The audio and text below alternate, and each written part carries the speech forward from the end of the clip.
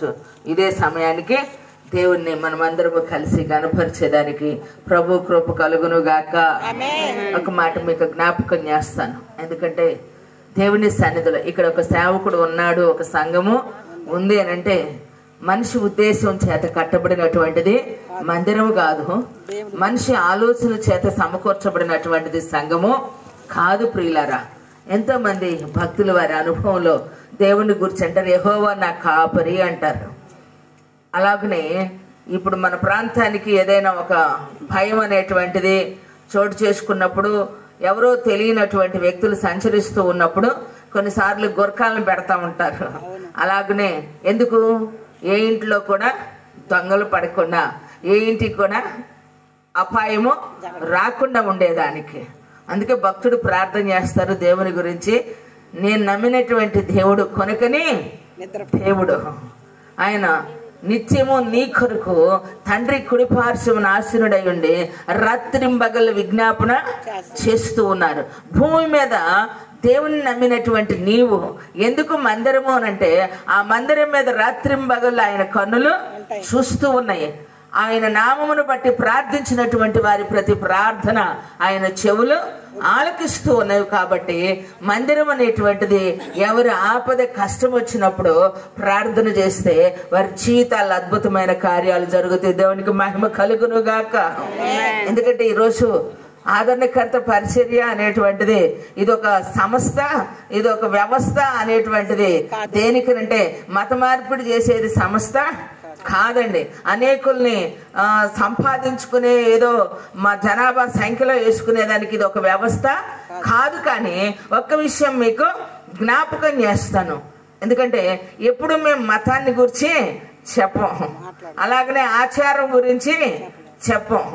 దేవుని సన్నిధిలో ఏ సిద్ధాంతాన్ని గురించి మేము చెప్పలేదు, కానీ దేవుని సన్నిధిలో ఒక మనిషి మానవత్వాన్ని కలిగి దైవత్వం పోలినటువంటి వ్యక్తిగా బ్రతికేదానికి దేవుడు మనకు ఒక కొన్ని ఆలోచనలు బయలుపరిచారు కనుక వాటి విషయాలే మీకు చెప్తాం.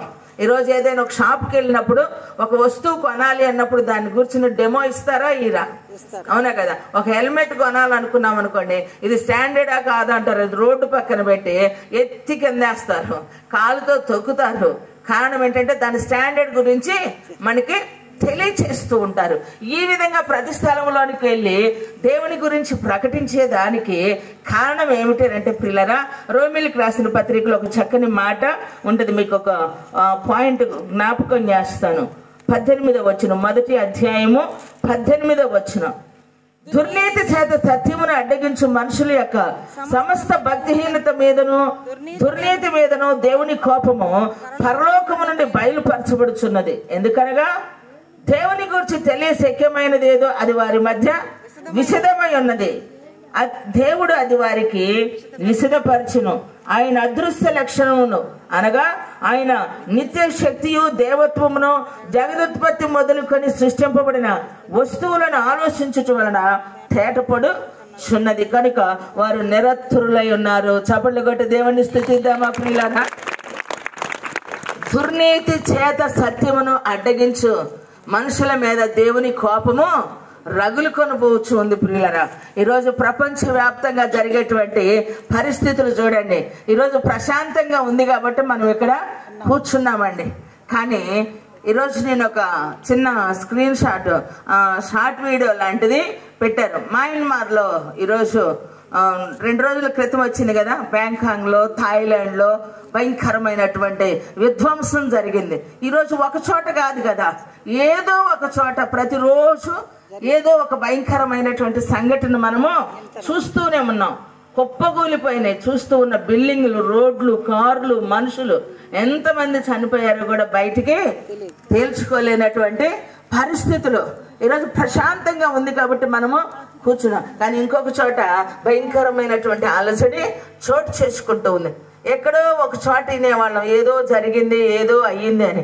కానీ ఈరోజు ప్రతి స్థలంలో, ప్రతి చోట ఏది చూసినా భయంకరమైనటువంటి వార్తలు ప్రియులారా. అలానే భయపడుతూ బ్రతకమని కాదు చెప్తూ ఉంది. ఈ లోకపు యొక్క వార్తలను మీరు వినినప్పుడు మీ హృదయాలు జడేయకుండా, అంటే కలవరపడకుండా ఉండాలి అంటే వాస్తవాలు తెలుసుకోవాలి. క్షేమము అనేటువంటిది ఉన్నప్పుడే, వినగలిగినటువంటి సమయంలోనే మనం వినాలి ప్రియులారా. ఎక్కడి నుంచి వచ్చారు మీ పాస్టర్ గారు? ఇక్కడ సేవ చేస్తున్న దైవజనులు ఎక్కడ ఉన్నారు? ఏమండి, జిల్లా కాదు,